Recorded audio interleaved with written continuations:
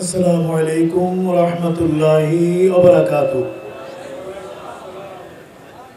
আলহামদুলিল্লাহি নাহমাদুহু ওয়া নাস্তাঈনুহু ওয়া নাস্তাগফিরুহু ওয়া নু'মিনু বিহি ওয়া নাতাওয়াক্কালু আলাইহি ওয়া নাউযু বিল্লাহি মিন শুরুরি আনফুসিনা ওয়া মিন সাইয়্যাতি আ'মালিনা। من يهده الله فلا مضل له ومن يضلله فلا هادي له ونشهد أن لا إله إلا الله وحده لا شريك له ونشهد أن سيدنا ومولانا محمدا عبده ورسوله أرسله بالحق بشيرا ونذيرا وداعيا إلى الله بإذنه وسراجا منيرا. قال الله تبارك وتعالى في القرآن المجيد والفرقان الحميد: إن الله وملائكته يصلون على النبي يا أيها الذين آمنوا صلوا عليه وسلموا تسليما. صلى الله على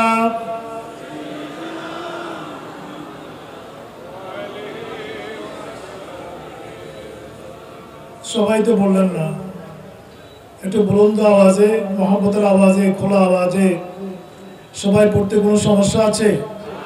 সবাই পড়বেন। মঞ্চের সামনে দাঁড়ানো, রাস্তায়, যিনি যেখানে আছেন সবাই মহব্বতের আওয়াজে পড়বেন। বালাগাল উলা বিকামালিহি কাশাফাদ দুজা।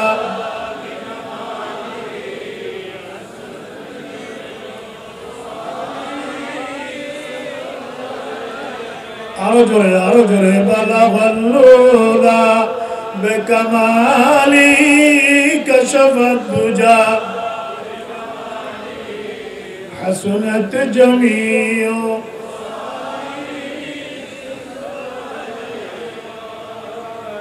ইয়া মুস্তাফা ইয়া মুজতাবা ইরহাম আলা ইসয়ানিনা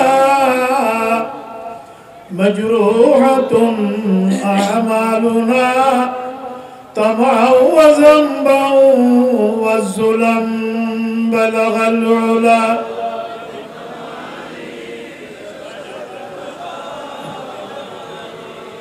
حسنت جميع خصاله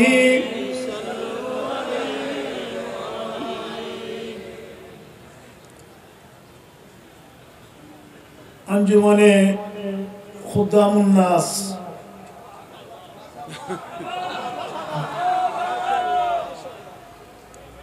আমাদের মহতরম চেয়ারম্যান সাহেব যখন ঘোষণাই করে ফেললেন তখন আর আগের নাম নেওয়া আমার জন্য জায়েজ নেই।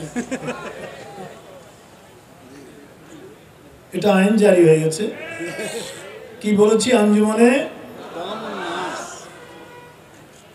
এই সংস্থার মহতি উদ্যোগে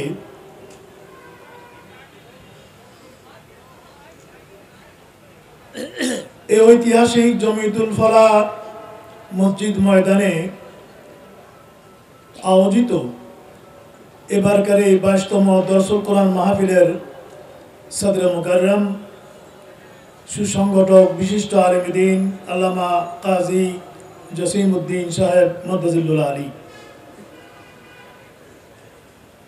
আজকের প্রধান অতিথি আমাদের সবার কলিজার চেয়েও প্রিয় মহান শখসিয়ত, আওলাদে রাসূল, এদেশের গণমানুষের অত্যন্ত শ্রদ্ধেয় রাহবার, রহনুমায়ে শরীয়ত ও তরিকত ও সিয়াসত, বাংলাদেশ আহলে সুন্নাত ওয়াল জামাতের মহতরম চেয়ারম্যান আল্লামা সৈয়দ বাহাদুর শাহ মুজাদ্দিদি জিদা মজদুহু ইলমুহু ওয়া কারামুহু ওয়া লুৎফুহু। আমার ডান পাশে বসা শুধু বাংলাদেশের নয়, সারা পৃথিবীতেই একজন ইসলামিক স্কলার হিসেবে যিনি পরিগণিত, আমাদের গর্বের ধন ডক্টর আল্লামা আব্দুল্লাহ আল মারুফ মোতাজিলুল আলী, তার পাশে বসা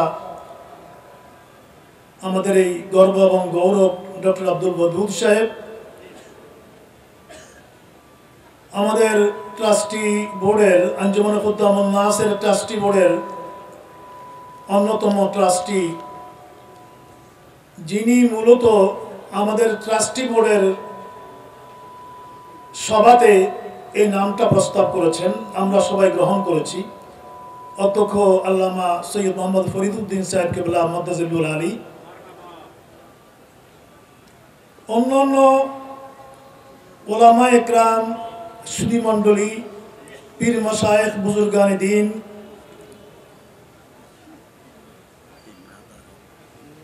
আজকের এই বিশাল দর্শক কোরআন মাহফিলে সমাগত সর্বস্তরের কোরআন প্রেমিক, সুন্নাহ প্রেমিক ভাইয়েরা, লাইভের মাধ্যমে শুনছেন, ঘরে বসে, ঘরে বাইরে, দেশে প্রবাসে, যিনি যেখান থেকে শুনছেন, সবাইকে আমি মুবারকবাদ জানাচ্ছি, সালাম পেশ করছি। আসসালামু আলাইকুম ওয়া রাহমাতুল্লাহি ওয়া বারাকাতুহু। একটু সবাই জবাব দিন, আসসালামু আলাইকুম ওয়া রাহমাতুল্লাহ।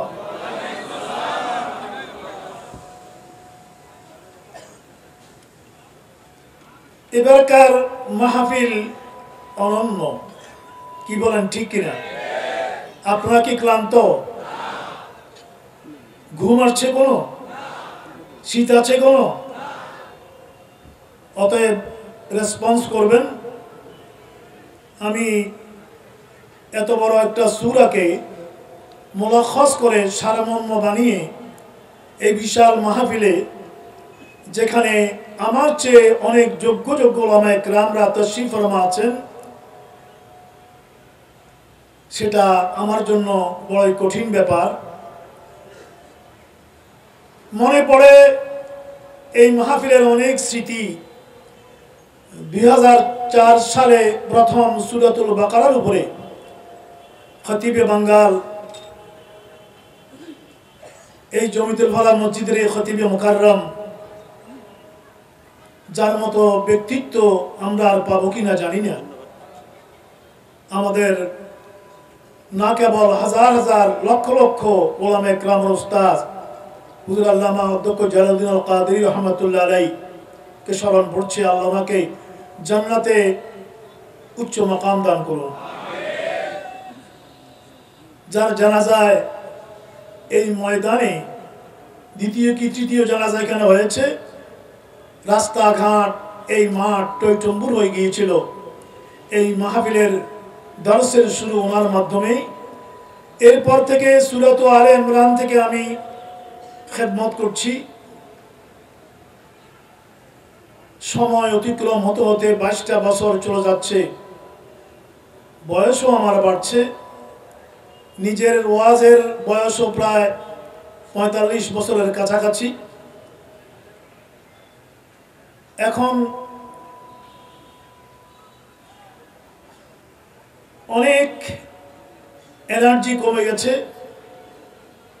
চেষ্টা করছি নিজকে ধরে রাখার জন্য মাঠে ময়দানে সর্বত্র। আপনারা যদি ফয়জ বরকত দেন, আমার ডানে বামে আল্লাহর ওলিরা, ওলামায়ে কেরামরা বসা আছে, তাহলে আমি চেষ্টা করব খুব সংক্ষেপ করে মূল কথা আপনাদের সামনে পেশ করার জন্য। আল্লাহ পাক আমাদের সবাইকে, আমাকে বলা আর আমাদের সবাইকে শোনার তৌফিক দান করুন। একটু জোরে বলুন না আমিন। আপনারা কি কোনো ক্লান্ত হবেন? আমার পরেই সভাপতি সাহেবের বক্তব্য হবে সংক্ষেপে, এরপরে আমাদের হুজুর মিলাদ ও কিয়াম হবে, হুজুর আখিরি মুনাজাত করবেন। আমি আপনাদের খেদমতে আরজ করব যে আখিরি মুনাজাত, শেষ মুনাজাত, এটা শেষ না হওয়া পর্যন্ত একজন মানুষও নড়বেন না। ঠিক আছে? হাত তুলে দেখান, হাত তুলে দেখান। এটা তো তকবীর দিতে হবে না, না উঠলেই হলো। আমি উঠতে নিষেধ করেছি। একজন আওলাদে রাসূলের মুনাজাত আল্লাহ দরবারে কবুল কিনা প্রত্যেকেই নিয়ত নিয়ে বসবেন। আল্লাহর প্রিয় নবীর আওলাদ হাত তুলবে, আমরা আমিন আমিন বলবো। আল্লাহ পাক আমাদের প্রত্যেকের মনস্কামনাকে পূর্ণ করে নেবে একবারে শেষ পর্যন্ত। আমি চাই না একটা মানুষ নড়েন, এটা কোরআনের সাথে বেয়াদবি হয়ে যাবে। কেউ দাঁড়ালে চারিদিক থেকে চারজনে বসাই দিবেন যে বসো, আর যারা দাঁড়ানো আছেন কেউ সরবেন না। আমরা আল্লাহর প্রিয় নবীর কদমে, নুরানি কদমে সালাতু সালামের হাদিয়া পেশ করে আল্লাহর দরবারে আমরা চোখের পানি ছেড়ে মুনাজাত করে আমরা আপন আপন বাড়িতে ফিরে যাব। আল্লাহ পাক কবুল করুক। সবাই জোরে বলুন না আমিন।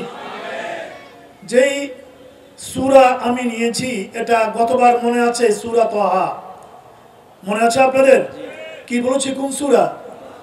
ওটা 16 পারা শেষ হয়েছে আলহামদুলিল্লাহ।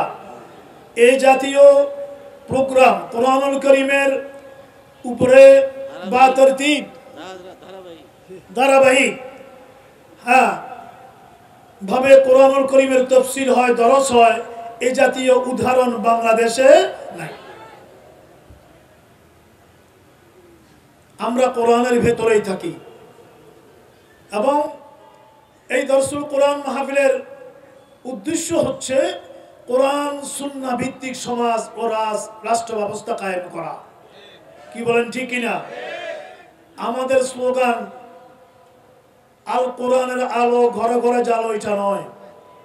আমাদের স্লোগান হচ্ছে কোরআন সুন্নাহর আলো ঘরে ঘরে, কোরআন সুন্নাহর আলো সব হৃদয়ে।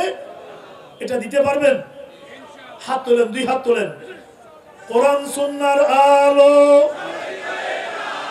কোরআন সুন্নাহর আলো।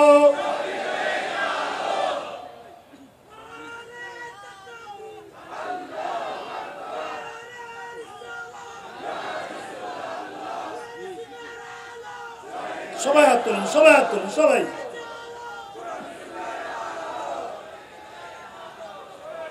এদিকের মানুষগুলো বলছে না, এদিকে দাঁড়ানো গুলো সবাই একসাথে জোরে সরে, সবাই একসাথে জোরে সরে।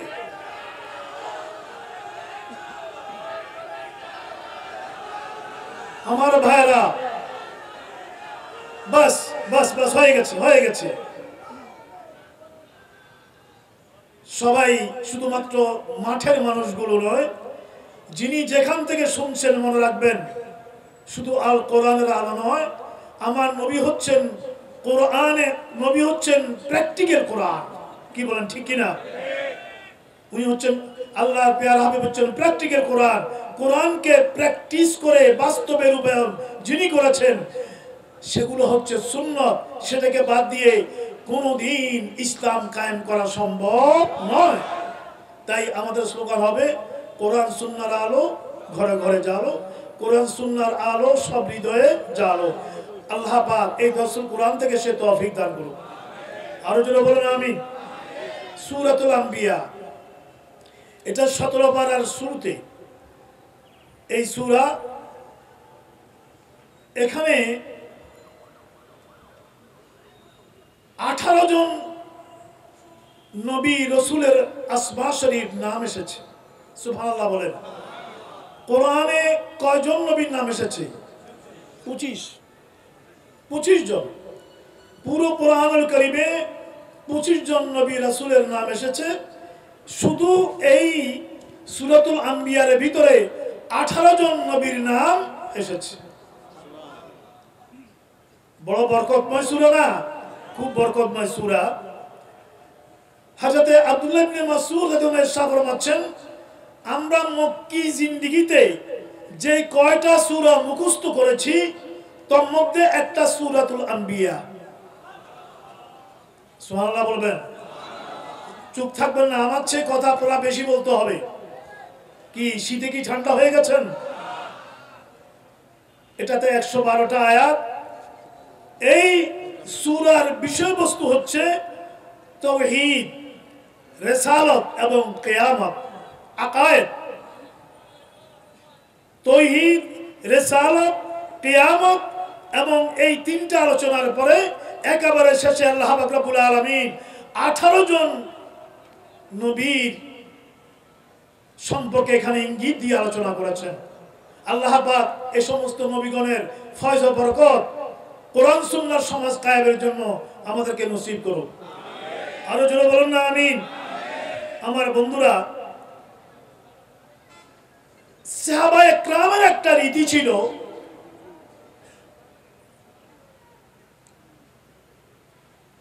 ওনারা সকাল থেকে একেবারে সন্ধ্যা পর্যন্ত, রাত পর্যন্ত কোন সাহাবীর সাথে কোন সাহাবীর দেখা হলেই জিজ্ঞেস করত, আজকে কি কোনো আয়াত নাজিল হয়েছে? জোরে বলুন না সুবহানাল্লাহ। ওনারা থাকতো আজকে নবীর উপরে কোন কোরআন এসেছে কিনা, এই খবর তারা নিত। আমরা তো সারাদিন থাকি ফেসবুক নিয়ে, ঠিক না? আমরা সারাটা দিন ফেসবুকে পড়ে থাকি। আপনারা শুনলে আশ্চর্য হবেন, বাংলাদেশের একজন ভাইরাল বক্তা, সুপরিচিত ভাইরাল বক্তা, নামটা আমি কারণেই না, উনি বলেছেন ফেসবুক যে দেখতে হবে এটার দলিল কোরআনে আছে। ফেসবুক দেখার দলিল কোরআনে আছে। আমি আর আশ্চর্য হলাম, উনি দলিল দিয়েছেন সূরা আম্বিয়ার আয়াত থেকে। সূরা আম্বিয়ার আয়াত থেকে দলিল উনি দিয়েছেন। যাই হোক, সেটা আমি পরে অতটুকু আমি আলোচনা করতে পারবো না। উনি হযরত আইয়ুব আলাইহিস সালামের উপরে উনি দীর্ঘদিন রোগাক্রান্ত থাকার পরে আল্লাহর দরবারে যে ফরিয়াদ করেছিলেন যে ইজনাদা রাব্বাহু আন্নী মাসসানিয়া দুর ওয়া আনতা আরহামুর রাহিমিন, এই 83 থেকে 85 এই আয়াত দিয়ে উনি দলিল দিলেন যে ফেসবুক দেখা এটা আল্লাহর নির্দেশ। কুরআনুল কারীমের মিথ্যা তাফসীর আর কাকে বলে? এজন্যই দরসুল কোরআন, এজন্যই দরসুল কোরআন। আমার ভাইরা বন্ধুরা, এই আয়াতে কারীমের সাথে ফেসবুক দেখা না দেখার দ্রুততম কোনো সম্পর্ক নাই। যাই হোক, সাহাবায়ে কেরামরা ওরা নিজের কাজ করত, ব্যবসা বাণিজ্য, যজ্ঞ জেহাদ, এটা সেটা, ঘর সংসার সব করত, কিন্তু ওদের মাথায় সারাদিন থাকতো আজকে নবীর উপরে কোনো কোরআন এসেছে কিনা। আল্লাহু আকবার বলুন, হাত তুলে বলুন আল্লাহু আকবার।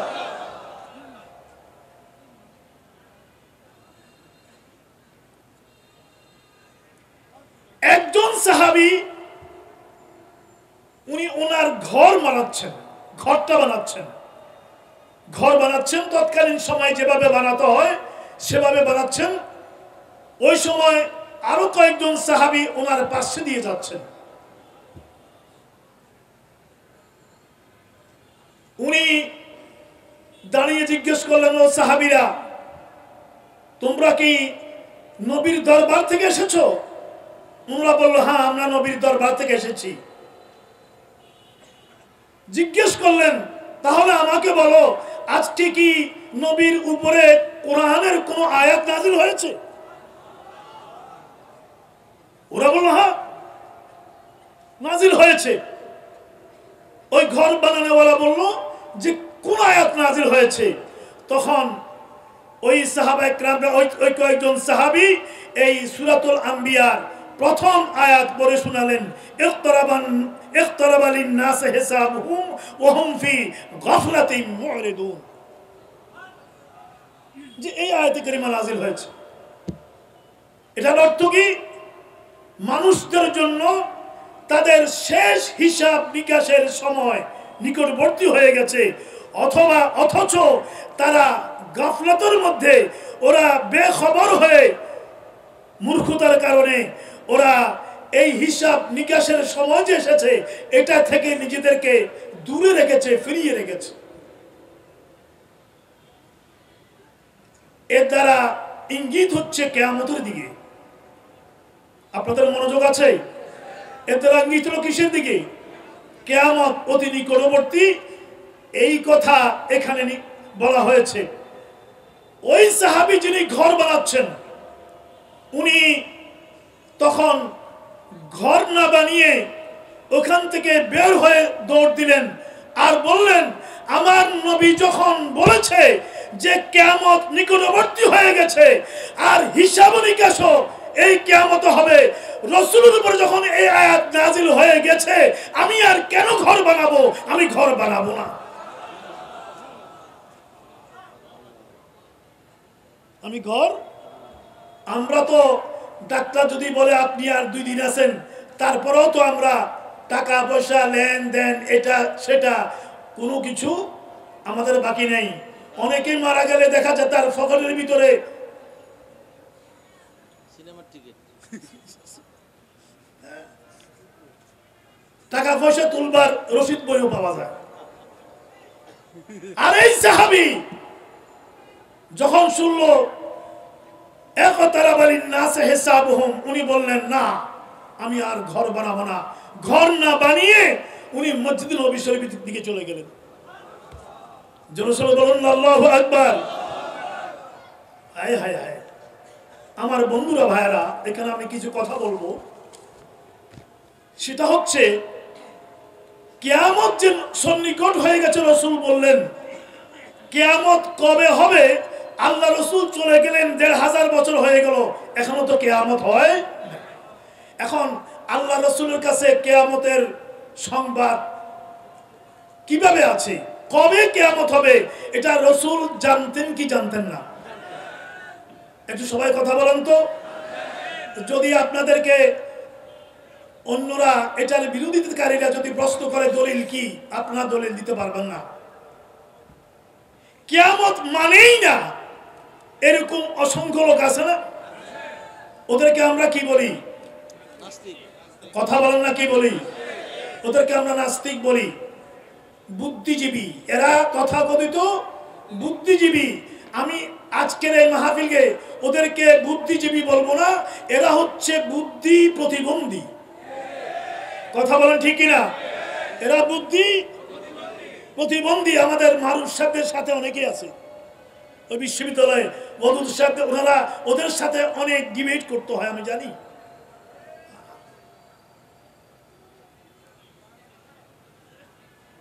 এরা কি বলে? এরা বলে যে 5টা জিনিস আল্লাহ ছাড়া কেউ জানে না। কোরআনুল কারীমে সূরা লুকমানের শেষ আয়াতে আছে, এই 5টার মধ্যে একটা হলো ইন্নাল্লাহা ইনদাহু ইলমুস সাআহ। কিয়ামতের ইলম একমাত্র আল্লাহর কাছে, এটা আর কারো কাছে নাই। আরো 4টা আছে, আমি ওই প্রসঙ্গে যাব না, যেটা আমার প্রসঙ্গ সেখানে থাকবো। এরা বলে যে কোরআন শরীফ নাসিখতে সেখানে বলে দেওয়া হয়েছে আল্লাহ ছাড়া কিয়ামতের ইলম কারো কাছে নাই। কিন্তু আমরা আহলে সুন্নাত ওয়াল জামাত, আমাদের আকীদা এবং বিশ্বাস হলো কিয়ামতের ইলম নবীর কাছে আছে। হাত তুলবেন, ঠিক আছে কিনা? আছে, কিন্তু প্রকাশ করেননি। আসছি আমি ওদুদ সাহেব সেদিকে। আল্লাহর নবীর ইলম 3 প্রকারের। প্রিয় নবীর ইলম কয় প্রকারের? এটা আমার পকেট থেকে বের করা কথা নয়, এটা শাইখ দেহলভী, শাইখ আব্দুল হক মুহাদ্দিস দেহলভী আলাইহির রহমা, উনি ওনার মাদারিজুন নবুওয়াত কিতাবের ভিতরে এনেছেন। নবীর ইলম তিন প্রকারের। প্রথম প্রকারের ইলম হলো যেগুলো প্রকাশ করা রাসূলের উপরে রিসালাতের দায়িত্ব ছিল, নবুয়তের দায়িত্ব ছিল। যেমন নামাজ, রোজা, হজ, যাকাত, আরকান, আহকাম যেগুলো আছে শরীয়তে ইসলামিয়া, এগুলো সম্পৃক্ত যে ইলম, সেগুলোকে রাসূল গোপন করতে পারবে না। এগুলো নবুয়ত এবং রিসালাতের দপ্তর থেকে এগুলো জনগণকে, মানবতাকে জানিয়ে দিতে হবে। আলহামদুলিল্লাহ বলেন। আপনারা জবাব দিবেন আমার কথা বলতে কিন্তু অনেক কষ্ট, মাথা চক্কর দেয় এখন এই বয়সে এসে। আপনারা দোয়া করবেন। এটা হলো একটা। আর দ্বিতীয় প্রকারের ইলম হলো সেগুলো আল্লাহ পাক নবীকে দিয়েছেন, দিয়ে বলেছেন ও আমার প্রিয় হাবিব এগুলো আপনার ইখতিয়ারে, এগুলো আপনার ইখতিয়ারে। আপনি যদি চান এগুলো প্রকাশ করে দেন, আর আপনি যদি চান প্রকাশ করিয়েন না। মানুষের বলছে ঠিক আছে নি, আপনি প্রকাশ করবেন না। সেগুলোর মধ্যে আল্লাহর পেয়ার হাবিব কিছু প্রকাশ করেছেন, কিছু প্রকাশ ওগুলো রাসূলের ইখতিয়ার, প্রকাশ করলে কোনো সমস্যা নাই। এজন্য একজন সাহাবী ছিল, উনি বলতেন ওনাকে আল্লাহর পেয়ার হাবিব ইলমে মুনাফিক চিনার ইলম দিয়েছেন। কি চিনার? ওনাকে আল্লাহর পেয়ার হাবিব মুনাফিক কিভাবে চিনতে হবে সে ইলম দান করেছেন। আমার ভাইরা, উনি মুনাফিক দেখলেই উনি চিনে ফেলতেন। ওনার নাম হযরতে হুযায়ফা বিন ইয়ামান। হুযায়ফা বিন ইয়ামান উসদুল কাবার ভিতরে কথা আছে, উসদুল কাবা এর ভিতরে আছে হুযায়ফা বিন ইয়ামান। স্পেশালি রাসূল তাকে এমন ইলম দিয়েছে যে কোনো মুনাফিক দেখলেই উনি বুঝতে পারতেন এটা মুনাফিক। মুনাফিক চিনা তো কষ্ট, মুনাফিক চিনা বেশি কষ্ট। হ্যাঁ, কাফের চিনা সহজ, যাক সেদিকে যাব না। আর কিছু ইলম আছে যেগুলো আল্লাহ পাক নবীকে দিয়ে বলেছেন ও আমার প্রিয় বন্ধু, ও আমার প্রিয় হাবিব এই ইলমগুলো আমি আপনাকে দিয়েছি কিন্তু প্রকাশ করার ইখতিয়ার দিইনি। 3 নম্বর, এটা 3 নম্বরের। মনে আছে তো? প্রথম নম্বর প্রকাশ করতেই হবে, এটা আপনার জিম্মাদারি। দ্বিতীয় নম্বর হলো আপনার ইখতিয়ার। তৃতীয় নম্বর হলো সেগুলো প্রকাশ করার ইখতিয়ার নাই। এগুলোর মধ্যে একটা হচ্ছে ইলমুস সাআহ, কিয়ামতের ইলম। জোরে বলুন না সুবহানাল্লাহ। কিন্তু আল্লাহর প্রিয় হাবিব সে বিষয়ে কিয়ামত কবে হবে বছরটা না বললো, সময় বলে দিয়েছেন। বিভিন্ন রওয়ায়াতে আছে যে রাসূল বলেছেন কিয়ামত ইয়াউমুল জুমাতে হবে। আছে না হাদিস? কিয়ামত ইয়াউমুল জুমাতে হবে। আবার বলেছেন 10 তারিখে হবে, আবার বলেছেন মুহররম মাসে হবে। জোরে বলুন না সুবহানাল্লাহ। জি হ্যাঁ, সন্ধ্যার সময় হবে, মুহররম মাসে হবে। তো এখন আল্লাহর প্রিয় হাবিব মাস বলে দিলেন, তারিখ বলে দিলেন, সময় বলে দিলেন, বাকি আছে কি বছর। এটা কি 2024 সালে হবে নাকি 25 সালে হবে নাকি 26 হবে নাকি আরো পর 3000-এ চলে যাবে? রাসূল এই সময়টা, এই বছরের বিষয়টা বলেন নাই, আর এভরিথিং বলে দিয়েছে। কেন বলেন নাই? কারণ আছে না? যিনি তারিখ, হ্যাঁ, যিনি তারিখ জানেন, যিনি দিবস সম্পর্কে জানেন, যিনি মাস সম্পর্কে জানেন, তিনি কি সন জানবেন না? একটু হাত তুলে বলেন জানবেন কিনা। এটা কিন্তু রাসূল বলেন নাই, কারণ কুরআনুল কারীমের আরেকটা আয়াত আছে, এই সূরার ভিতরেও আছে, আবার অন্য সূরার মধ্যে আছে, সূরা আরাফের মধ্যে আছে যে কিয়ামত এটা এমন একটা ঘটনা, লা তাআতিকুম ইল্লা বাগতাতান, লা তাআতিকুম ইল্লা বাগতাতান। কিয়ামত এটা আচানক আয়েগি, এটা আকস্মিকভাবে আসবে, হঠাৎ আসবে। রাসূল যদি ওই বছরটা বলে দেন তাহলে কোরআনের এই আয়াতে কারিমার যে মেসদাক ওটা ঠিক থাকে না। জোরে বলুন না সুবহানাল্লাহ। ওটা ঠিক থাকে না। একটা বাচ্চাও বুঝবে রাসূল বলে দিয়েছে এত সালে কিয়ামত হবে, অতএব সবাই বলে দিবে আগামী বছর কিয়ামত হবে। রাসূল তো কোরআনের মুসাদ্দিক, রাসূল কোরআনের মুসাদ্দিক, তাই অন্য সবগুলো বলে দিয়ে আবার এটা গোপন রেখেছেন, কারণ কিয়ামত আকস্মিক আসবে, আল্লাহর এই ঘোষণা আকস্মিক আসবে, এটা যেন আপন জায়গায় ঠিক থাকে। হাত তুলে বলুন আল্লাহু আকবার। বুঝে আসতেছে কথা আপনাদের? আমার ভাইয়েরা, বন্ধুরা, এজন্য আমরা হাদিসে জিবরিল, উলামা একরামরা জানে, হুজুর আমাকে একটু ইঙ্গিত দিলেন, হাদিসে জিবরিল, হযরত জিবরিল ইসলাম রাসূলের দরবারে আসলো, এসে দুজানু হয়ে বসলো, ছাত্রের মতো নিজের হাঁটুর উপরে দুখানা হাত রাখলো, হাতকে এভাবে রাখে নেই, হাতকে এভাবে রাখে নেই। অনেকে মিলাদ পরে তো নাই আছে, আবার অনেকে মিলাদ কিয়াম করার সময় হাতকে এভাবে রাখে, বলে যে এভাবে রাখলে এটা শিরিক হয়ে যাবে, এটা নামাজের শিরিক হয়ে যাবে। তো আমি একজন হুজুরকে বললাম, এভাবে বুকে রাখলে, যদি এভাবে রাখলে শিরিক হয়, তো বুকে রেখেও তো অনেকে নামাজ পড়ে।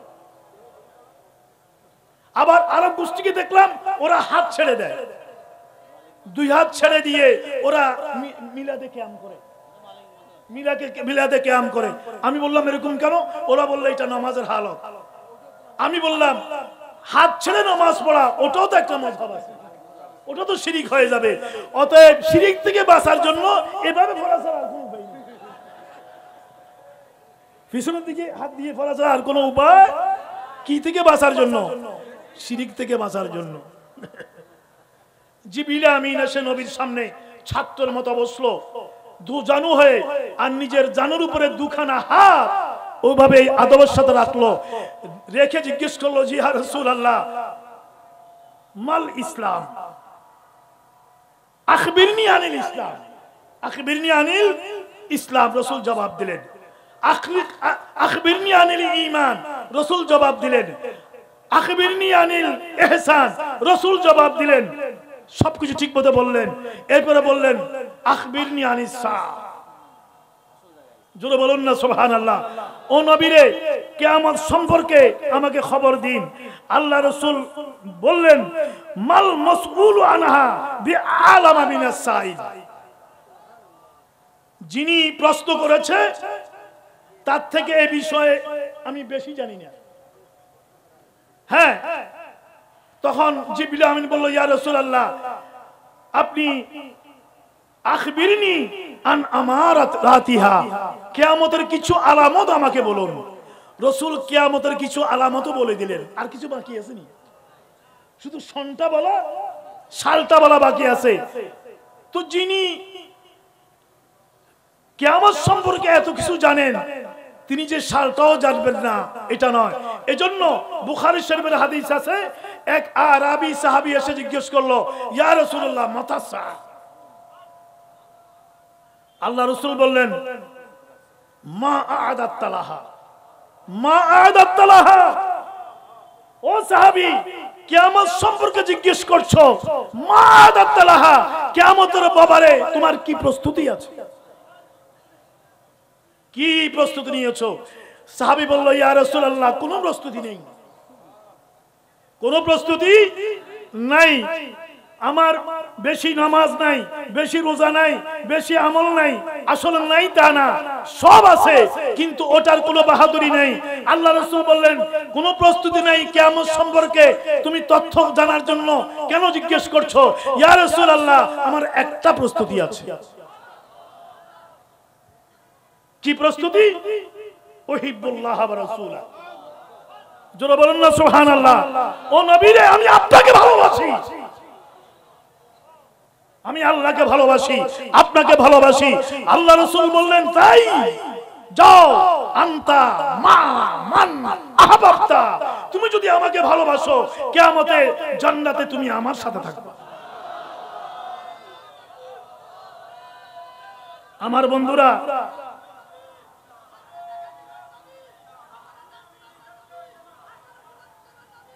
আমার ভাইরা, তাহলে ইলমে গায়েব রাসূলের কাছে আছে কিনা? যারা ইলমে গায়েবকে অস্বীকার করে তাদেরই একজন মুরব্বী আমাদের চট্টগ্রামের মশহুর ওয়াইজ আলেম ছিলেন, মাওলানা সিদ্দিক আজাদ সাহেব। উনি একটা কাব্যগ্রন্থ লিখেছেন আঁসু কা দরিয়া, আঁসু কা দরিয়া। এটা ইলমে গায়বের মুনকিরিন যারা, তারা ওনাকে বেশি মানে।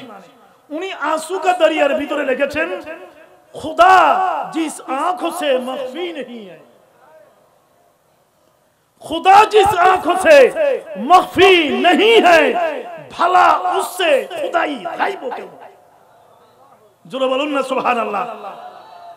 सबचेয়ে বড় গায়েব হলো আল্লাহ। আল্লাযীনা ইউমিনুনা বিল গায়বে, যেই মহান জাতে পাক এই রজবুল মুরজ্জব শরীফে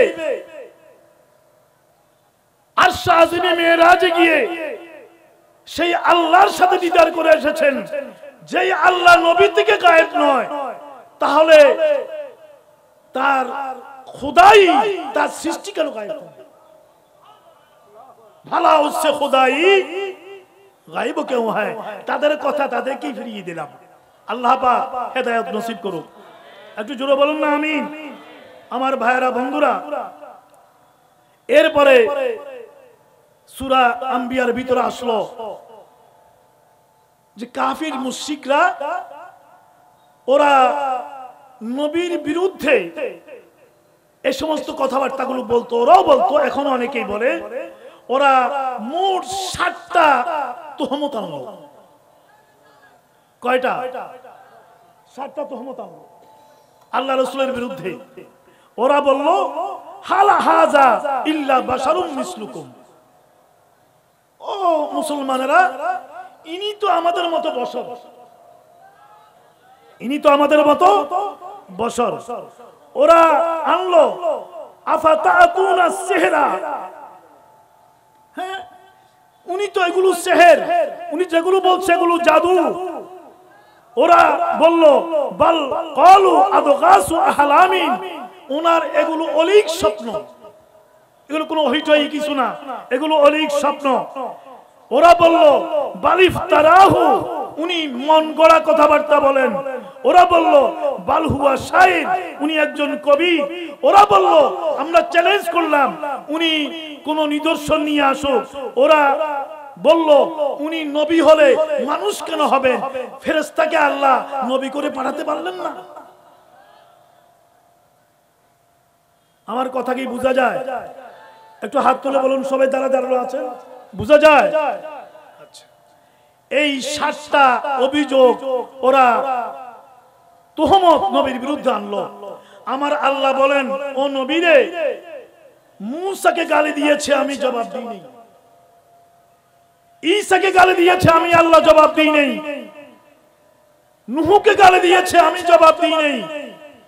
অন্যান্য আম্বিয়া কিরামদেরকে ওরা তুহমত দিয়েছে, জবাব তারা নিজে দিয়েছে, আমি জবাব দিই নাই। ও নবীরে, আপনার উপর 60টা তুহমত ওরা এনেছে, আপনি চুপ থাকুন, জবাব আমি আল্লাহ।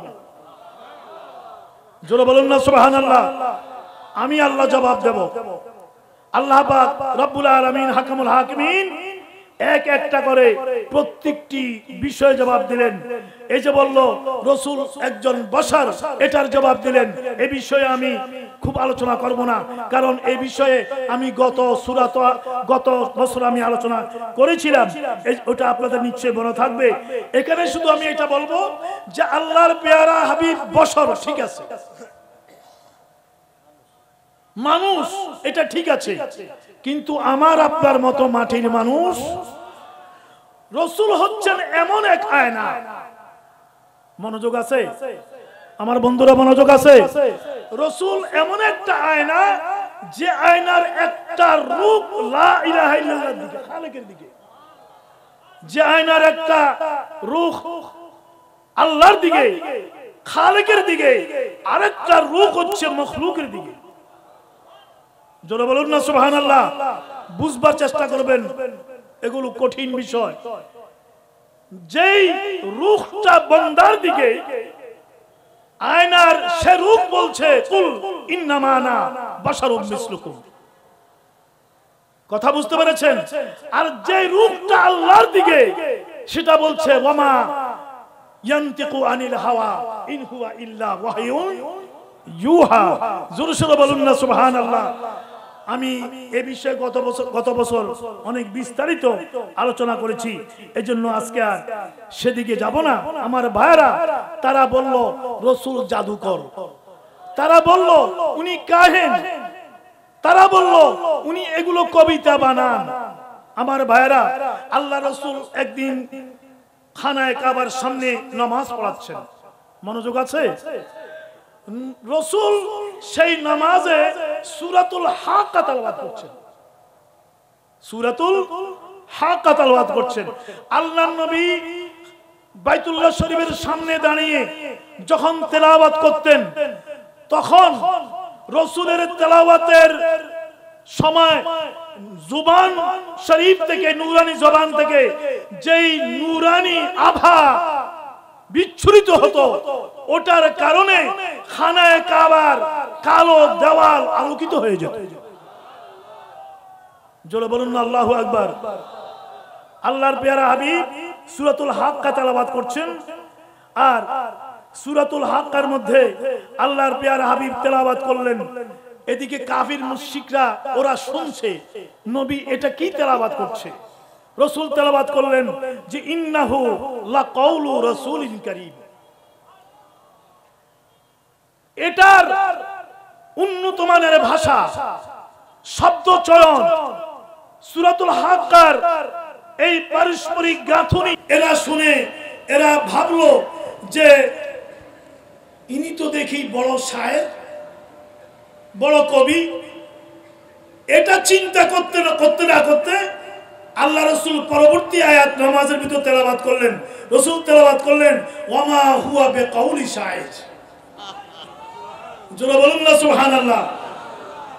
এরা চিন্তা করলো আরে এত দেখি জাদুকর, কাহেন, আমাদের মনের কথা বুঝে ফেলেছে, এ তো কাহেন, জাদুকর। এটা চিন্তা করতে না করতেই আল্লাহ রসুল তখন তেলাওয়াত করলেন ওয়ালা বিকাউলি কাহিনিন। জোরে বলুন না সুবহানাল্লাহ। রসুল পরবর্তী আয়াত তেলাওয়াত করলেন যে না, এটা কোনো কাহিনের কথা নয়, কোনো জাদুকরের কথা নয়, এটা কোনো গণকের কথা নয়। রসুল এরা চিন্তা করছে তাহলে কি হবে, রসুল পরবর্তী আয়াত তেলাওয়াত করলেন তানজিলুম মির রাব্বিল আলামিন। হাত তুলে বলেন না আল্লাহু আকবার। তানজিলুম মির রাব্বিল, এটা রব্বুল আলামিনের পক্ষ থেকে নাযিলকৃত। আমার নবী কি শায়ের? নবী কি কবি?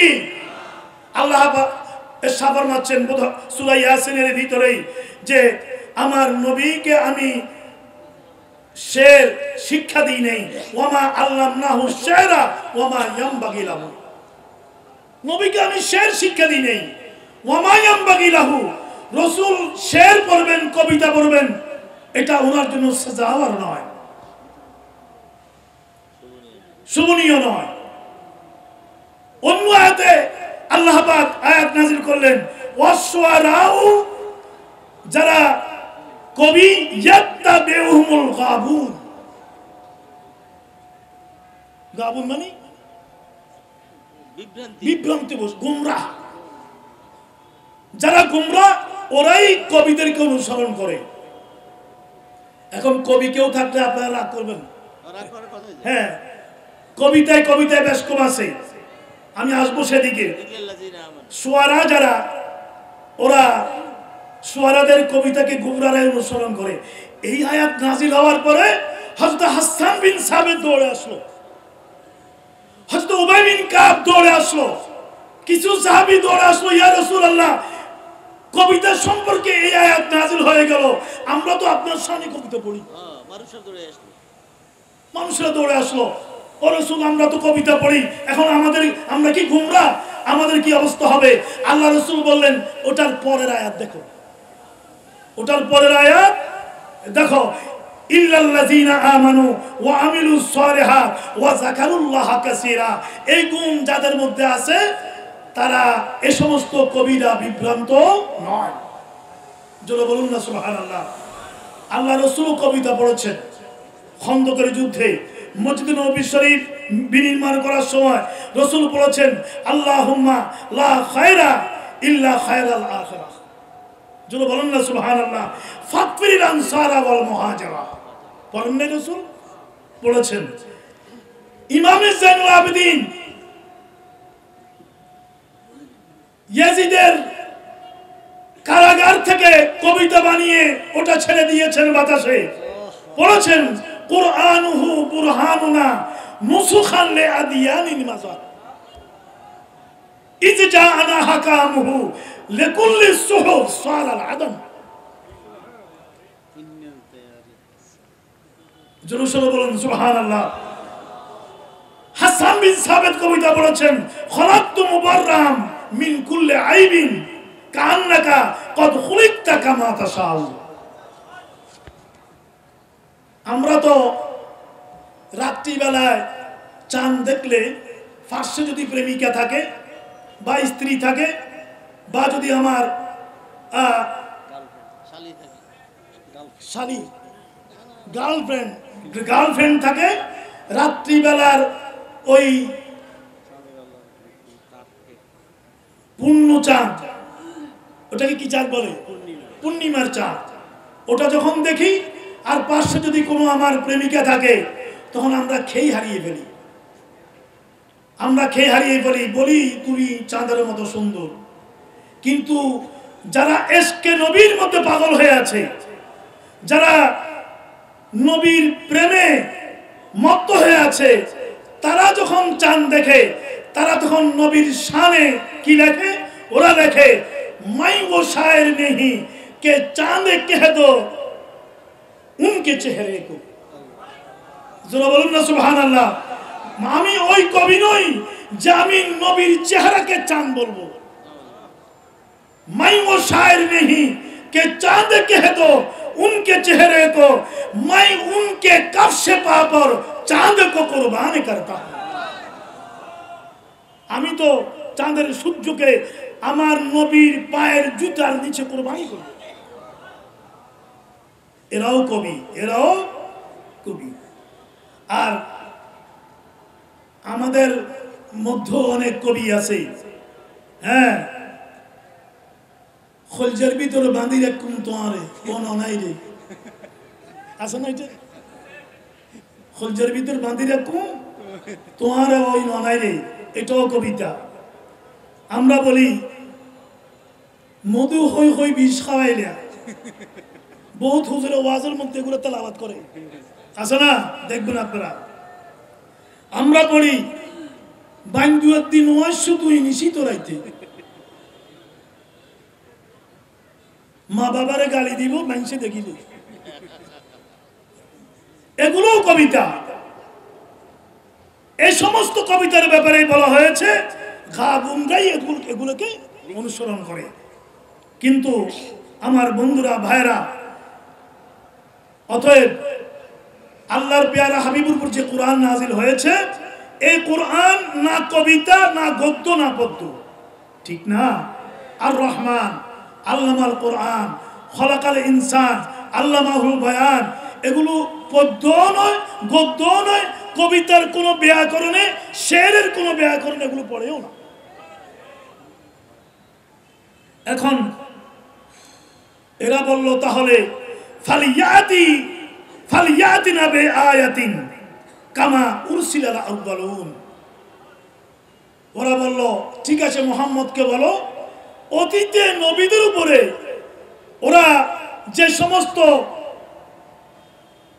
মুজিজা নিয়ে এসেছে, এরকম কোন মুজিজা যেন উনি দেখান।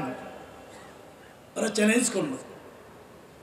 এই জন্য আবু জাহাল ইয়ামানের বাদশাহ হাবিব বিন মালিককে দাওয়াত করলো।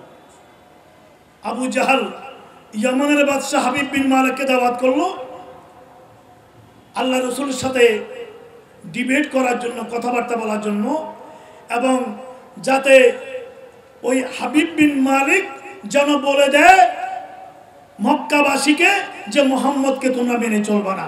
আসলো, লম্বা চড়া কাহিনী। আসার পরে রসুলকে ডাকলো যে আমি আপনার সাথে কথা বলতে চাই। হাবিব বিন মালিক, আল্লাহ রসুল সিদ্দিক আকবরকে সাথে নিয়ে হাবিব বিন মালিকের ওই সবাই গেলেন। রসুল এই কথা বললেন না আমি যাব না, রসুল কেসে সুবহানাল্লাহ বলেন। যিনি রহমাতুল লিল, হাত তুলে বলেন রহমাতুল লিল, আরো জোরে বলেন রহমাতুল লিল। এই জন্যই আঞ্জুমানে খুদ্দামুন নাস, কারণ রসুল হচ্ছেন রহমাতুল লিল।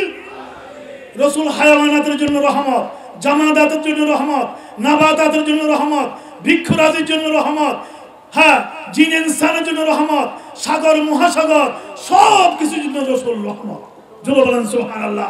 তাই খুদ্দামুল মুসলিমিন ধর্ম বর্ণ সবকিছু অতিক্রম করে গোটা মানবতার জন্য খেদমত করবে। খেদমতুল খালক। এখন থেকে এটা হবে আঞ্জুমানে খুদ্দামুন নাস। আল্লাহ পাক কবুল করো।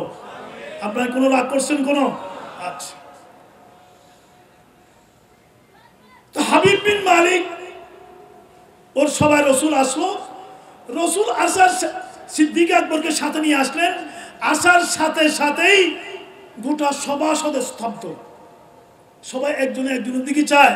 আল্লাহর নবীর এমন শখসিয়ত ছিল, এমন পার্সোনালিটি ছিল, ওই শখসিয়তের কারণে কেউ আরো কোনো প্রশ্ন করার সাহস করছে না। রসুল নিজে বললেন, ও হাবিব বিন মালিক, তুমি কি জানতে চাও বলো। সুবহানাল্লাহ বলবেন না? হাবিব বিন মালিক সাহস সঞ্চার করে বলল,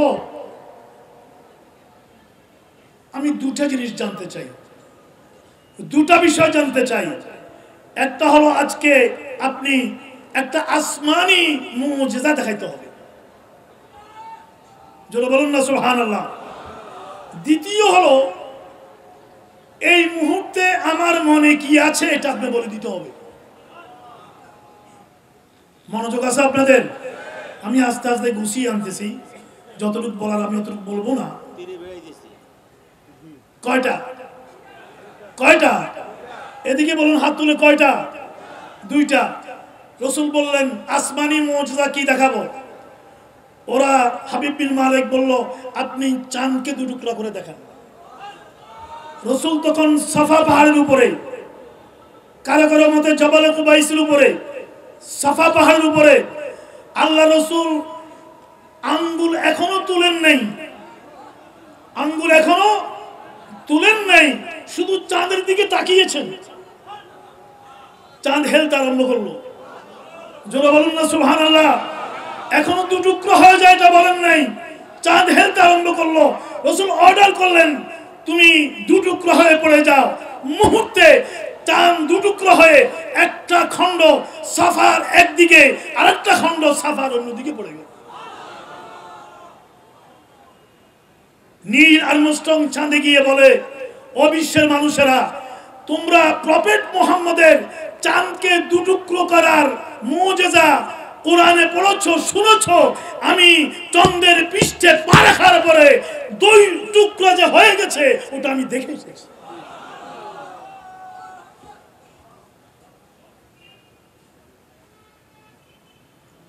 ঠিক আছে, দ্বিতীয় মুজিজা কি চাও? সমস্যা হচ্ছে না না, আমার মনে কি আছে? আমার মনে কি আছে? হাবিব বিন মালিক বলে, এখন এই মুহূর্তে আমার হৃদয়ে কি আছে, আমার মনে কি আছে? আল্লাহ রসুল বললেন, ও হাবিব বিন মালিক, তোমার মনে এই মুহূর্তে আছে বাড়িতে ইয়ামানে তোমার একটা ছোট্ট মেয়ে আছে যে প্রতিবন্ধী। যে প্রতিবন্ধী আছে না, এদেরকে আমরা স্পেশাল চাইল্ড বলি। স্পেশাল চাইল্ড, এটা আল্লাহর বিশেষ রহমত। আলহামদুলিল্লাহ বলেন। যাদের ঘরে আছে ও নাজাতের ওসিলা, ও নাজাতের ওসিলা। ও হাবিব বিন মালিক, তোমার অনেক বাদশাহিয়ত আছে, টাকা পয়সা আছে, রাজ ক্ষমতা আছে, এভরিথিং আছে। তোমার মনে কষ্ট তোমার মেয়েটা নিয়ে, যে তোমার মেয়েটা প্রতিবন্ধী। তুমি এই মুহূর্তে চাও যে তোমার মেয়েটা যেন সুস্থ হয়ে যায়। ও হাবিব বিন মালিক, যাও, তোমার মেয়েকে সুস্থ করে দিলাম। হাত তুলে বলুন আল্লাহু আকবার। জোরে বলুন না আল্লাহু আকবার।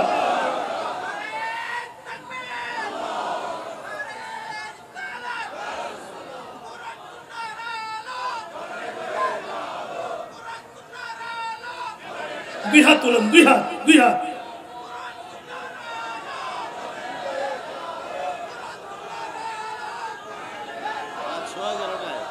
नारे तकबीर, একটু চা দিতে হবে। नारे रिसालत, कुरान सुन्नाहर आलो। বাস বাস বসেন, এবার বসেন, এবার বসেন। মনে আছে আপনাদের সংযোগ আছে? মন ঠিক আছে? আখেরি মোনাজাত করে যাবেন তো? ও মালিক বিন হাবিব, যাও, তোমার মেয়েকে আমি সুস্থ করে দিলাম, তাড়াতাড়ি তুমি বাড়ি চলে যাও। তোমার মেয়েকে দেখার জন্য বাড়ি চলে যাও। মেয়েটা বাড়িতে আছে ইয়ামানে।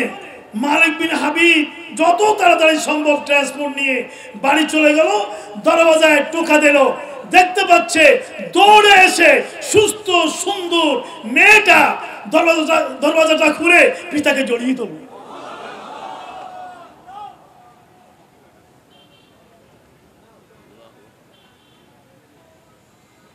বাবা জিজ্ঞেস করলো, মালিক হাবিব বিন মালিক, ও আমার মা, তুমি সুস্থ কিভাবে হলা? মা যারা কি, কিভাবে তুমি সুস্থ হলা বলো? সে বলল, আব্বাজান শুনুন, ওটাকে একজন উর্দু কবি এভাবে এনেছে, এক মাহে মুদন গোরা সা বদন नीची नजरे कल की खबरे देखला के भवन वह सुना के सखन मोरा फूक गे सब तन मन धन। একটু হিন্দি, একটু হিন্দি। ও আব্বাজান কেবলা, গত রাত্রে আমি যখন ঘুমিয়েছিলাম আমি দেখলাম এক নূরানি সত্তা আমার ঘরে প্রবেশ করেছে।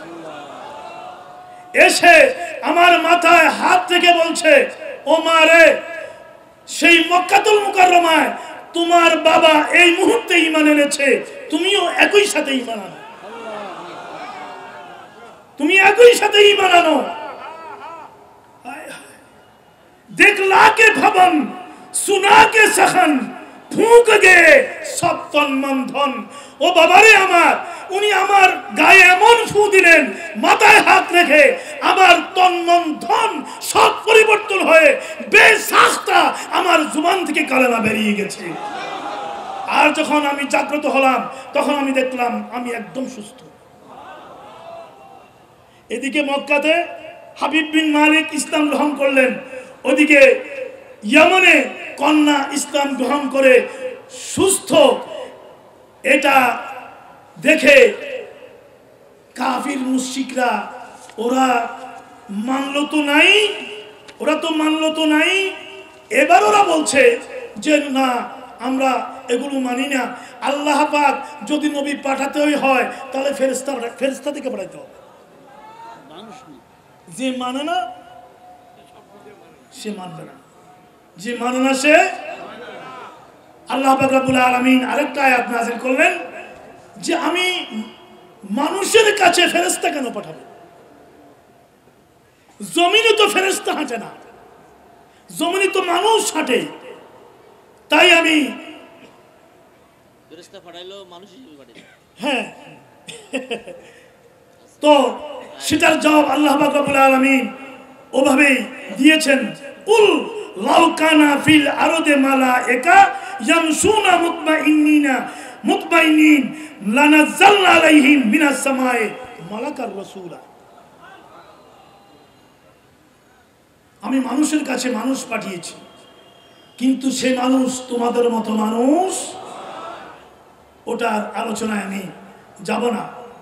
আল্লাহ পাক রব্বুল আলামিন হাকিমুল হাকিমিন এরপরে বললেন এই আয়াতের পরেই, ফাসআলু আহলা যিকরি ইন কুনতুম লা তা'লামুন, যদি না বুঝো যারা আহলে জিকির ওদের কাছ থেকে আমার নবীর শান বুঝে নাও, তাওহীদ বুঝে নাও, রিসালাত বুঝে নাও, কিয়ামত বুঝে নাও। কার কাছ থেকে? যারা আহলে জিকির।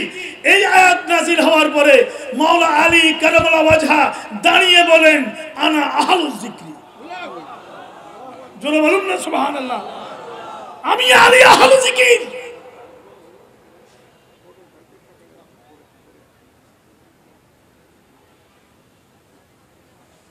এখান থেকেই মযহাব, এখান থেকেই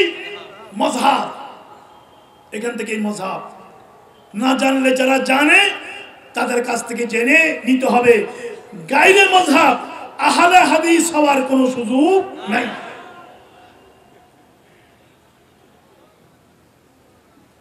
আমাকে এক আহলে হাদিস বলে যে আমরা আহলে হাদিস। আমি বললাম আপনারা মাযহাব মানেন না? বলে যে আমরা মাযহাব মানি না। আমি বললাম এটাই তো মাযহাব, মাযহাবে আহলে হাদিস, মাযহাবে আপনি আহলে হাদিস যে বলেন নিজেকে, এটাই একটা, এটা আপনি মাযহাবে লা মাযহাবি, মাযহাবে লা মাযহাবি, আপনি মাযহাব মানেন না, এটাই একটা মাযহাব। আল্লাহ পাক বুঝার তৌফিক দান করুন। জোরে বলুন না আমার বন্ধুরা, আমার ভাইয়েরা। এরপরে আল্লাহ পাক রব্বুল আলামিন ইরশাদ ফরমাচ্ছেন, লাকাদ আনজালনা ইলাইকুম কিতাবান ফীহি যিকরুকুম, আমি তোমাদের উপরে এমন কিতাব নাযিল করেছি, কাফির মুশরিকরা আমার নবীর উপরে তহমতের পর তহমত দিক, কিন্তু ও পৃষ্ঠমান কথা শোনো। এটার পরে আমি শেষের দিকে চলে আসতেছি যে লাকাদ আনজালনা ইলাইকুম কিতাবান ফীহি যিকরুকুম, এমন কিতাব নাযিল করেছি যেখানে জিকির আছে। হাত তুলে বলেন কি আছে? কি আছে? জিকিরের ভিতরে এভরিথিং আছে। জিকির মানে শুধু আমি আল্লাহ আল্লাহ জিকির করব সেটা নয়, এখানে জিকির আছে মানে ওয়া নাযালনা আলাইকাল কিতাবা তিবিয়ানান লিকুল্লি শাই ওয়া হুদাম ওয়া রাহমাতান ওয়া বুশরা লিল মুসলিমিন। জোরে সোরে বলেন সুবহানাল্লাহ। জিকির মানে কি? কোরআন এটা এমন একটা কিতাব, এখানে নাই এমন কিছু নেই। কোরআনে সবকিছু আছে কিনা? এটা তিবিয়ানান লিকুল্লি শাই, সবকিছু এখানে আছে। আগামী নির্বাচন কিভাবে হলে, নির্বাচন কমিশন কিভাবে হলে, নির্বাচন কিভাবে হলে একটা সর্বজন গ্রহণযোগ্য নির্বাচন, অল অ্যাকসেপ্টেড নির্বাচন হবে, ফ্রি অ্যান্ড ফেয়ার হবে, ওটাও ইসলামে আছে। জোরে বলেন ঠিক কিনা? ওটাও ইসলামে। এই যে আগের মাসটা চলে গেল, কি নাম ছিল? জমাদি উসানি। এই মাসে সাইয়্যিদুনা হযরত ওমর ইবনুল খাত্তাব নির্বাচনের মধ্য দিয়ে খলিফা হয়েছে, নির্বাচনের মধ্য দিয়েই খলিফা হয়েছেন। তৎকালীন সময়ের যেই সর্বোচ্চ ডেমোক্রেটিক প্রসেস, ডেমোক্রেটিক ওয়ে, তৎকালীন সময়ের সর্বোচ্চ গণতান্ত্রিক প্রক্রিয়ায় হযরত ওমর ইবনুল খাত্তাব এই চলে যাওয়া মাসে মুসলিম বিশ্বের খলিফা হয়েছে। খলিফা হয়ে উনি মসজিদুল নবী শরীফের মিম্বরে দাঁড়ালেন। ডেমোক্রেসি কাকে বলে? দেখেন গণতন্ত্র কাকে বলে। আজকাল আমরা গণতন্ত্রের কথা বলি, গণতন্ত্রের আশেপাশেও গোটা বিশ্ব নাই। মসজিদুল নবী শরীফের মিম্বরে দাঁড়িয়ে খলিফা বললেন যে আমি যদি কোনো ভুল করি আমাকে শায়েস্তা করার জন্য কেউ আসো কিনা। একটা যুবক তরবারিটা বের করে বলল আমি আছি। খলিফা দুই চোখের পানি ছেড়ে দিয়ে বললেন এখন আমি এই জায়গায় নিজকে নিরাপদ ভাবছি। যারা বলুন না সুবহানাল্লাহ। যিনি সারাদিন কাঁদতেন আর বলতেন, সাহাবীরা বলতো ওমর তুমি মুবাশশার বিল জান্নাহ, তুমি এত কাঁদো কেন? উনি বলতেন আমি যেই দায়িত্ব নিয়েছি জাতির, যদি এই মক্কাতুল মুকাররমা মদিনাতুল মুনাওয়ারা রাস্তা, কোনো রাস্তা খারাপ থাকে, একটা ছাগল ছানা যদি হাঁটতে গিয়ে তার কচি পা ভেঙে যায়, কিয়ামতের ময়দানে খোঁড়াতে খোঁড়াতে খোদার কুদরতের আদালতের সামনে উঠে আমার বিরুদ্ধে মামলা করে দিলে আমার কোনো জবাব থাকবে না। এই জন্য আমি সে ভয়ে কাঁদি। মুসলিম উম্মাহকে আল্লাহ পাক বুঝার তৌফিক দান করুন। আরো জোরে বলেন না আমিন। আমার ভাইরা, এরপরে আল্লাহ পাক রব্বুল আলামিনের সাবর মাচ্ছেন নিজের তৌহিদ সম্পর্কে। প্রথমে কিয়ামত সম্পর্কে বললেন, তারপরে রিসালাত সম্পর্কে বললেন, নিজেরটা একটু পরে গিয়ে বলতেছেন তৌহিদ সম্পর্কে বললেন। কি বললেন? লাউ কানা ফিহিমা আলিহা ইল্লাল্লাহ লা ফাসাদাতা। ও বিশ্বের মানুষেরা, আমি ছাড়া যদি আর কোন আল্লাহ থাকতো তাহলে পৃথিবীতে ফিতনা ফাসাদ সৃষ্টি হতো, ইন্তজাম দরহাম বরহাম হয়ে যেত। আমি যদি বলতাম পূর্ব দিক থেকে সূর্য উদিত হবে, সে বলতো না আমি পশ্চিম দিক থেকে উদিত করবো। পৃথিবীর এই গভর্নেন্সে, এই শাসনে, এই পরিচালনায় কোন রকমের ব্যত্যয় আছে? কথা বলেন, কোন সমস্যা আছে? আল্লাহ বলেন এই যে কোনো সমস্যা নাই, এটা এই কথার প্রমাণ যে হুয়াল্লাহু আহাদ আল্লাহুস সামাদ লাম ইয়ালিদ ওয়া লাম ইউলাদ ওয়া লাম ইয়াকুল লাহু কুফুয়ান আহাদ। আল্লাহ পাক অন্য আয়াতে আবার সাবর মারছেন, আরেকজন আল্লাহ থাকলে ও তার সৃষ্টি নিয়ে আলোক হয়ে যেত। সাদাকাল্লাহুল আযীম। ও তার সৃষ্টি নিয়ে আলোক হয়ে যেত। আমার বন্ধুরা, ভাইয়েরা, এরপরে আসুন আল্লাহ পাক এরপরে পরপর 18 জন নবীর তালিকা এই সূরার শেষে দিয়ে এনেছেন, অর্ধেকের পর থেকে এনেছেন। আমি একটু বরকতানজুর নামগুলো পড়ি একটু। হযরতে মূসা আলাইহিস সালাম, হযরতে হারুন, হযরতে ইব্রাহিম, হযরতে লূত, হযরতে ইসহাক, হযরতে ইয়াকুব, হযরতে নূহ, হযরতে দাউদ, হযরতে সুলাইমান, হযরতে আইয়ুব, হযরতে ইসমাঈল, হযরতে ইদ্রিস, হযরতে যুলকিফল, হযরতে যুন্নুন, হযরতে ইউনূস আলাইহিস সালাম, হযরতে জাকারিয়া, হযরতে ইয়াহইয়া, হযরতে ঈসা, পরিশেষে ওয়ামা আরসালনাকা ইল্লা রাহমাতাল লিল আলামিন। জোরে সোরে বলুন না সুবহানাল্লাহ। এই 18 জন নবী সম্পর্কে আল্লাহ পাক রব্বুল আলামিন এখানে এনেছেন। একেবারে এগুলো আর বলা আমার হাতে সে সময় নাই, আমিও ক্লান্ত, আপনারাও ক্লান্ত। একেবারে শেষের আয়াতটা, শেষ দিকের আয়াতটা সম্পর্কে বলেই শেষ করি। আল্লাহ পাক ইরশাদ করলেন যে এই যে আম্বিয়া ইকরামের উম্মতরা, এই যে পৃথিবীর গোড়া থেকে এই পর্যন্ত, ইন্না হাযিহি উম্মাতুকুম উম্মাতান ওয়াহিদা। বাস, আমার কথা শেষ। এটার উপরে বলে শেষ করব, ওয়া আনা রাব্বুকুম ফা'বুদুন। গোটা বিশ্ব মানবতা এটা একটা উম্মত, এটা অভিন্ন উম্মত, উম্মাতান ওয়াহিদা, এক জাতি। আনা রাব্বুকুম, আমি তোমাদের রব, অতএব ফা'বুদুন, তোমরা আমারই ইবাদত করো। আমরা কার ইবাদত করব? দুই হাত তুলে বলুন, জোরে সোরে চিৎকার করে, আরো জোরে, আমরা কার ইবাদত করব? আমার বন্ধুরা, কিন্তু বিশ্ব মানবতা কি এক আছে? আছে বদল সাহেব? এক নাই। আল্লাহ ওটাও বলেছেন ওরা খণ্ড বিখণ্ড হয়ে গেছে। আমার নবী ইরশাদ করেছেন আগের নবীর উম্মতেরা 72 ফেরকা হয়েছে, আমার উম্মত 73 ফেরকা হবে। তোর মধ্যে একমাত্র যারা আহলুস সুন্নাত ওয়াল জামাআহ, তারাই হচ্ছে হকপন্থী, নাজাত প্রাপ্ত। আল্লাহ পাক কবুল করো, জোরে বলুন না আমিন। এই বিশ্ব মুসলিম উম্মাহকে, খুসুসান সুন্নিয়তের বৃহত্তর ঐক্যকে ত্বরান্বিত করতে হলে কয়েকটা বিষয় আমাদের সামনে রাখতে হবে। এই কথাগুলো বলে আমি শেষ করছি। বলবো, এটা সুন্নিয়তের বৃহত্তর ঐক্যকে এগিয়ে নিতে হলে আমাদেরকে কয়েকটা, আমি এখানে 7টা বিষয় আপনাদের সামনে বলবো। 1 নম্বর হচ্ছে ঐক্যর জন্য আমাদের নিয়ত এবং ইখলাস ঠিক থাকতে হবে। আপনারা সাপোর্ট করেন কিনা বলেন, একটু হাত তুলে দেখেন, সাপোর্ট করেন কিনা। প্রথমে এট ফার্স্ট ঐক্যের জন্য নিয়তকে সহি করতে হবে। 2 নম্বর হচ্ছে কুটারি স্বার্থ, দলীয় স্বার্থ, গোষ্ঠীগত স্বার্থ, দরবারি স্বার্থ, শ্রেণীগত স্বার্থ, পার্থিব মোহ, এগুলো নিজে থেকে বাদ দিতে হবে। এটা 2 নম্বর শর্ত। কি বলেন, ঠিক আছে কিনা? 3 নম্বর হচ্ছে ঐক্য কেবল করলেই হবে না, ঐক্যের লক্ষ্য নির্ধারণ করতে হবে। ঐক্য করে আমরা কি করব? Aim and ambition, object, aim and object, ওটা ঠিক করতে হবে, ঐক্যের লক্ষ্য ঠিক করতে হবে। 4 নম্বর হচ্ছে ঐক্য করা বড় কথা নয়। আগে মারুফ সাহেব হয়তো বলেছেন যে স্বাধীনতা অর্জন করাচ্ছে, স্বাধীনতা রক্ষা করা কঠিন।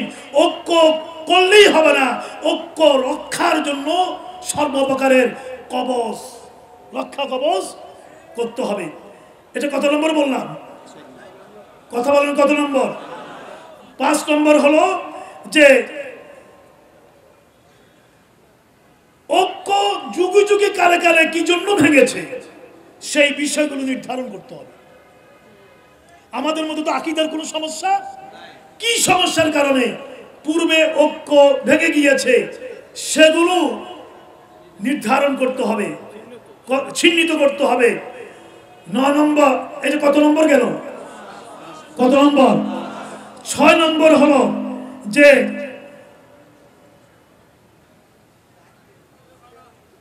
যারা আগামী প্রজন্ম তরুণ উদ্দীপ্ত তুলে আনতে হবে, ওদেরকে এগিয়ে নিয়ে আসতে হবে। ওদের জন্য আমরা যারা প্রবীণ আমাদেরকে জায়গা ছেড়ে দিতে হবে। কথা বলেন ঠিক কিনা? ওদের জন্য জায়গা ছেড়ে দিয়ে পেছন থেকে আমরা সারফরুজ করতে হবে। পরিশেষে বলবো, কয় নম্বর গেল? কয়টা গেল? একেবারে শেষ 7 নম্বর যেটা, সেটা হলো আল্লাহকে বলতে হবে রব্বানা আখরিজনা মিন হাযিহিল ক্বরিয়াতিজ যালিমা আহলুহা ওয়াজআল লানা মিন লাদুনকা ওয়ালিয়্যা ওয়াজআল লানা মিন লাদুনকা নাসীরা। এটা শেষ 7 নম্বর। মাওলা এই অত্যাচার জুলুম নির্যাতনের জনপদ থেকে মুক্তির জন্য যাতে সুন্নিয়তের সমাজ রাষ্ট্র কায়েম হয়, তার জন্য আল্লাহ আমাদেরকে একজন নেতা দাও। আমিন বলেন, জোরে বলেন না আমিন। আদর্শ লিডারশিপ লাগবে, স্ট্রং লিডারশিপ লাগবে। একজন নেতা ছাড়া কোনদিন কোন বিপ্লব হয় নাই।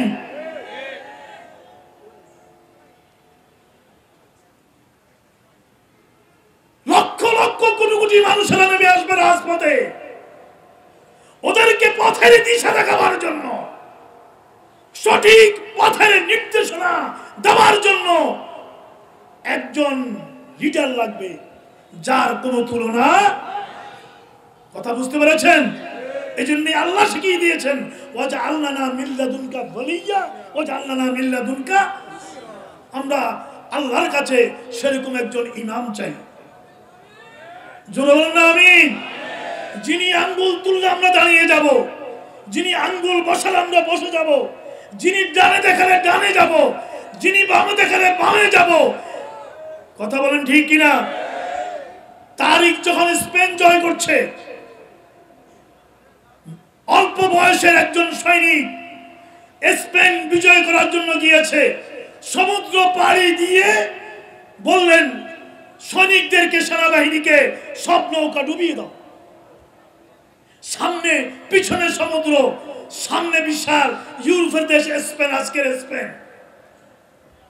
কোন সৈনিক প্রতিবাদ করলো না যে সেনাপতি আমরা সেই দামেস্ক থেকে এখানে এসেছি নৌকাতে করে, সামনে স্পেন, নৌকাগুলো ডুবিয়ে দিলে আমরা ফিরে যাব কিভাবে? এই প্রতিবাদ কেউ করলো না।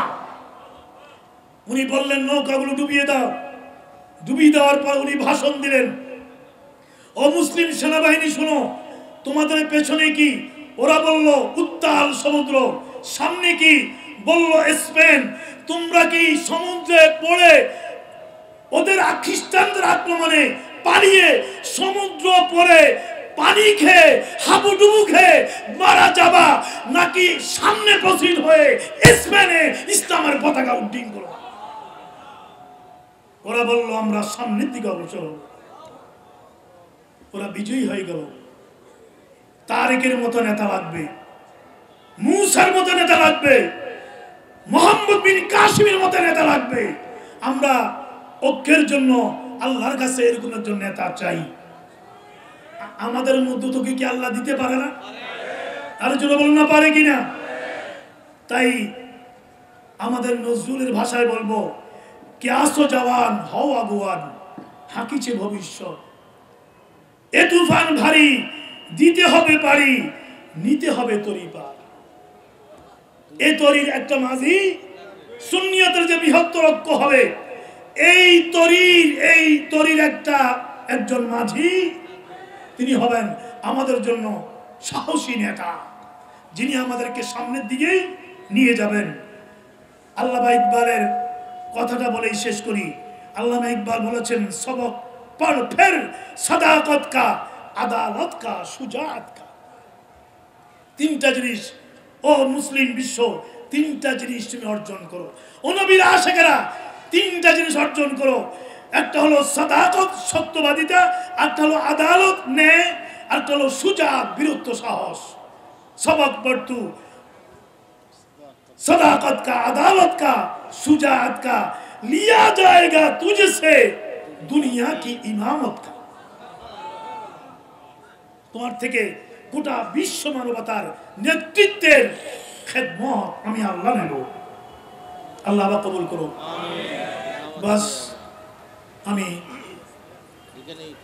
সূরাতুল আম্বিয়ার একেবারে অল্প কথা আপনাদের সামনে, আপনারা হয়তো ইতিমধ্যে অনেকেই, আল্লাহ পাক কবুল করুন, এখানেই শেষ করলাম। আমাদের জন্য দোয়া করবেন সবাই। আমরা আমাদের মহান নকিবকে সামনে নিয়ে অগ্রসর হচ্ছি। আল্লাহ পাক হুজুরের হায়াতের মধ্যে জাফা দান করুক, হায়াতে তাইয়্যিবা দান করুক, এবং সারা দেশ বয় আমাদেরকে ঝাঁপিয়ে পড়ে 18 কোটি মানুষের কাছে সুন্নিয়তের আওয়াজ পৌঁছে দেওয়ার তৌফিক দান করুন। এই দায়িত্ব মাঠে ময়দানে বেশি আদায় করতে হবে ইসলামী ছাত্র সেনাকে। হাত তুলে বলো আমার ছাত্র সেনার জওয়ানরা, রাজি আছো কিনা? এটা জানুয়ারি মাস, 21শে জানুয়ারি কি কথা বলো? 21শে জানুয়ারি কি ছাত্র সেনার প্রতিষ্ঠা বার্ষিকী। সেই জানুয়ারি মাসে আমরা বসলাম, এরাই এদের বুকে পা রেখে আসবে নব উত্থান। আসসালামু আলাইকুম ওয়া রাহমাতুল্লাহি ওয়া বারাকাতুহু।